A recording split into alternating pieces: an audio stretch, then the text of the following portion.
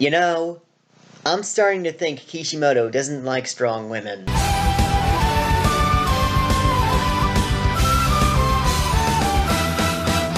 Hello everyone, it's Tyrant, and welcome to What If Sasuke Died?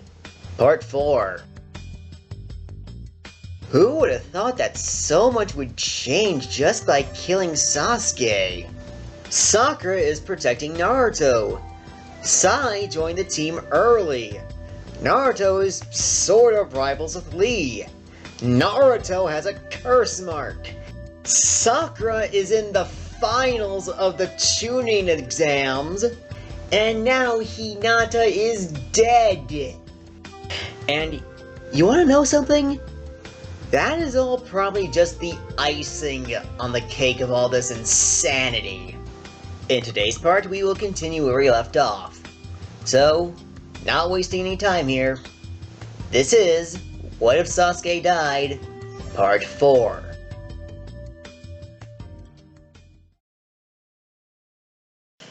Jiraiya kindly knocks Ibisu flat on his ass, and then promptly introduces himself as the Toad Mountain Sage to Naruto and Sakura.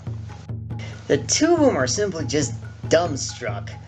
Who is this man? Why did he take down Ibisu? And why is he here? Jiraiya tells the two of them that he is here for research, and then shows them one of the books he wrote. And of course, Naruto knows what it is. After all, his previous sensei, Kakashi, reads it all the time. Sakura is disgusted by this, and tells Jiraiya off right there and then, scaring all the girls out of the bathhouse and making Jiraiya very upset. Naruto, of course, tells Jiraiya that since he is the one who knocked out their sensei, that he needs to take responsibility and train both him and Sakura. But, like in the original anime, Jiraiya says no and tries to ditch them. Naruto then begins to search for Jiraiya like he did in the original anime. And Sakura decides to follow Naruto just to make sure he doesn't cause too much trouble. Sure enough, they do find him. And again. And again. Until Jiraiya finally relents and decides to train them both. When Naruto fails again with his water walking jutsu, Jiraiya asks for him to focus his chakra for a moment. Naruto thinks this is weird and complies anyway. While Sakura wants to know what Jiraiya is up to and just quietly observes him. It is at that point when Naruto's seal shows up on his stomach. This is the first time Sakura is seeing it. She has no idea what this is. Did Orochimaru put that there too? Meanwhile, Jiraiya is observing it too. He knows what this is.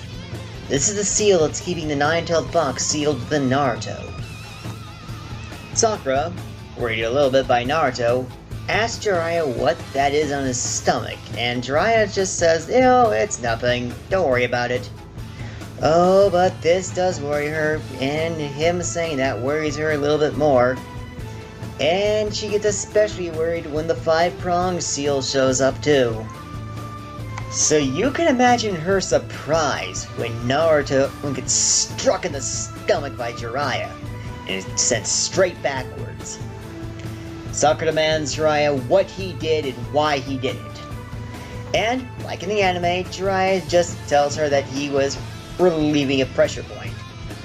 But, surprisingly, that worked, and Sakura just doesn't question it.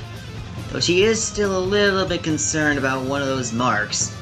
She does notice that one of them seems to have gone away, but the nine-tailed seal that she doesn't quite know about is still there. Remember, she does know that the nine-tailed fox is sealed with the Naruto, she just doesn't know how that works. We do get the talk between Naruto and Jiraiya about Naruto having two chakras within him. The only difference is, Sakura's here. And this sort of confuses her, though she might have a bit of an idea of what's going on. Jiraiya says that he will teach Naruto a new jutsu, and Sakura if she's interested. But first he needs to learn how to tap into that power. And it is there and then when Sakura realizes exactly what he's talking about, and she does not like where this is going at all. Jiraiya is referring to the Nine Tails, and Sakura is fearful that if Naruto accesses its power, he will transform. So she tries to talk Jiraiya out of it, but Jiraiya says that it's the only way he will be able to pull it off. Jiraiya is a little bit suspicious of Sakura now. Could she possibly know about the Nine Tails too? He decides to think about it for a little while, but first decides to let Naruto sign the scroll so he could do some summoning training. Does Sakura also sign the scroll? Well, I'm gonna say no. Simply because, well, she doesn't quite have the chakra for it at the moment. So she's just going to do some training of her own on the side and just keep an eye on Naruto and make sure he does not transform. We do get the part where Naruto decides to spar with shadow clones, and this gives Sakura an idea too. Maybe she should do the same. After all, sparring with yourself, it can really help you realize the weaknesses in your style and make you stronger in turn. The only drawback is that it is very exhausting and taxing at times. So, though she is going to be doing it day in and day out, she is going to be getting tired a lot. Weeks pass, and Naruto isn't much closer to mastering this jutsu at all, while Sakura is getting much stronger. Jiraiya begins to theorize that the only way to bring out the Kyuubi's power is through dire straits and strong emotion. On their way back to town, Jiraiya asks Naruto if there's any girl he likes in particular. But Sakura is here. So instead of being more straightforward, Naruto is finding it a bit hard to speak. And Sakura is well aware of Naruto's crush and doesn't even know where this is going at all. It is at that point, Jiraiya whispers something into Naruto's ear. He tells her to hug Sakura. Naruto goes up to Sakura, and he tries to talk to her about it, but he can't quite spit it out, and Sakura's getting a bit agitated about that. She tries to walk past him, and then Naruto does manage to man up and wrap her arms around her. Wait, that's it? Is that all he wanted? Sakura does manage to calm down a bit, and she turns around and hugs Naruto back.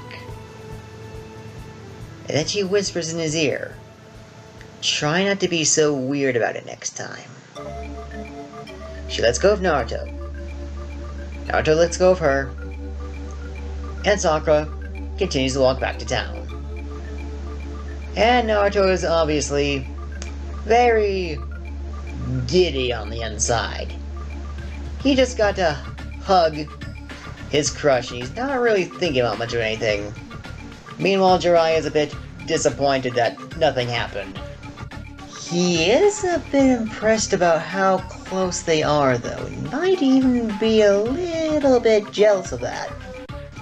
On the next day, the three of them are walking down the road, and Jiraiya decides to put his plan into overdrive.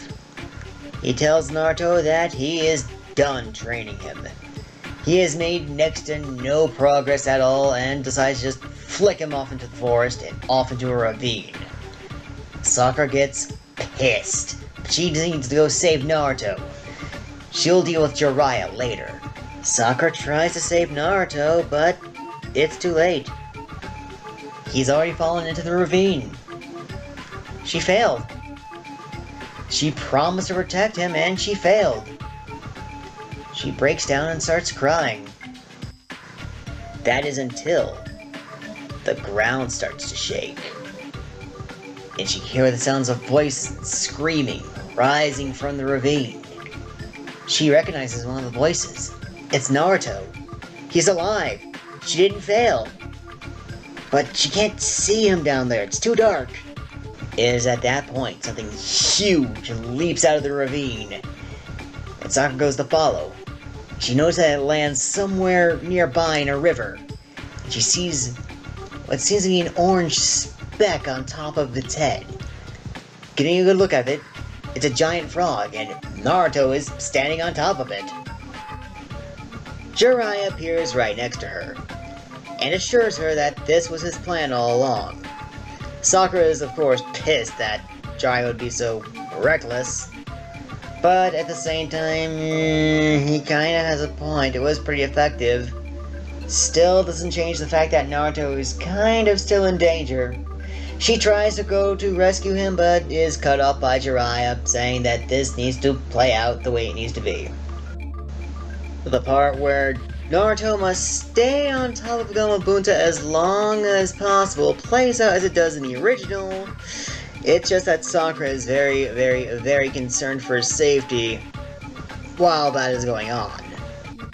We of course had the 3-day skip where Naruto is in the hospital recovering, and not only does he wake up to Shikamaru, but Sakura is there as well. Naruto does get the idea of teasing Joji with the fruit basket, and Shikamaru does go with him for the hilarity. Sakura just goes along with him just to make sure Naruto doesn't get into too much trouble. He did just wake up from overtaxing himself a few days back after all. Needless to say, the scene where Gaara tries to kill Lee is also very different, because we need to consider that Sakura is also there with Naruto. So, when Gaara starts talking about Chikaku, she's kind of shocked, and looks slowly to Naruto. To think, this guy's just like him. If he is also just like him, could there possibly be others? She doesn't quite have the information or the tools to really find that out quite yet. The rest of the scene plays out as it does in the anime.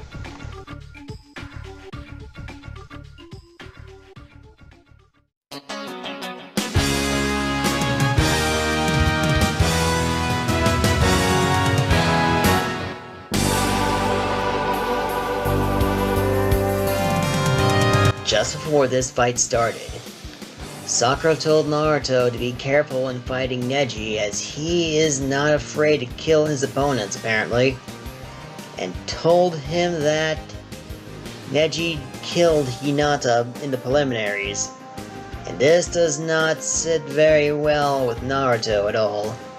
This fight goes fairly similar to it does in the original, but Neji's trying to justify his actions of murdering Hinata, and Naruto is being less and less merciful with his actions.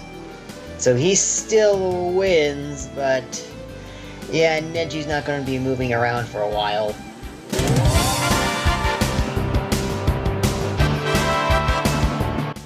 Much like in the original timeline, Sai is not here like Sasuke, but there are different reasons for that.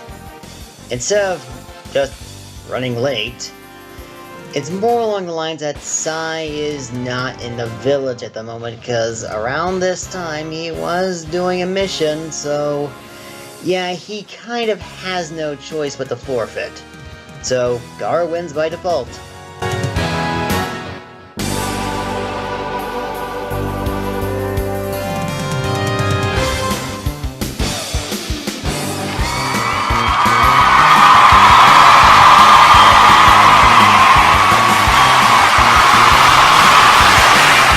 Has finally come for Sakura to fight Dosu, and she's been thinking about this fight a lot. After all, if she were to allow him to win here, there's a chance Dosu will fight Naruto.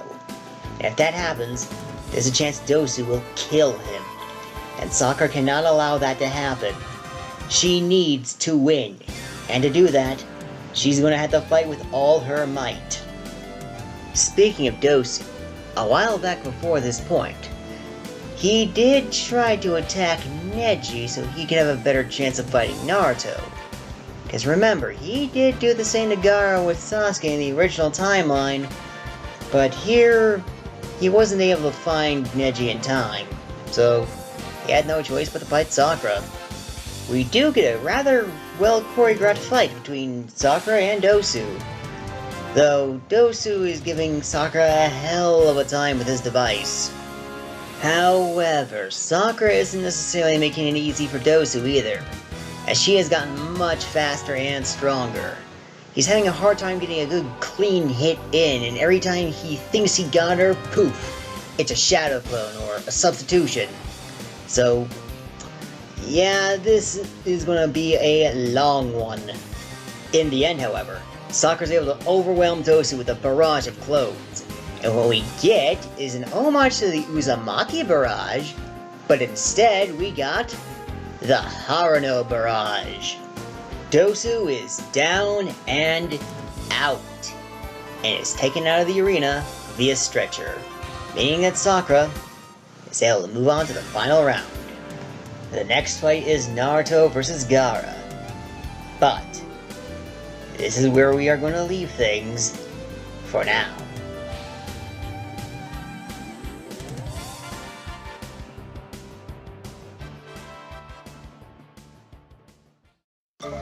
As you can see, I'm trying to lengthen my videos, because I know how much you guys like these. Problem is, there's only so much time left in the day. But, still, we did cover a lot of ground today. So, hopefully next time we can get more done. As you can see, Sakura has grown not only in strength, but in character as well. She nearly lost Naruto, so she's going to be trying extra hard to protect him from here on out. Naruto has also had a bit of character growth. He's come to more appreciate Sakura being around, and even like her even more than he already does. The question is, though, how will he fare against Gaara in the Chunin exams? We all know what happens in the original timeline, but this is not that. Well, we'll all just have to see in the next part. That is going to be it for this video. Thank you all for watching. Be sure to like, subscribe, and hit that bell icon to stay up with all notifications. I'll see you all next time.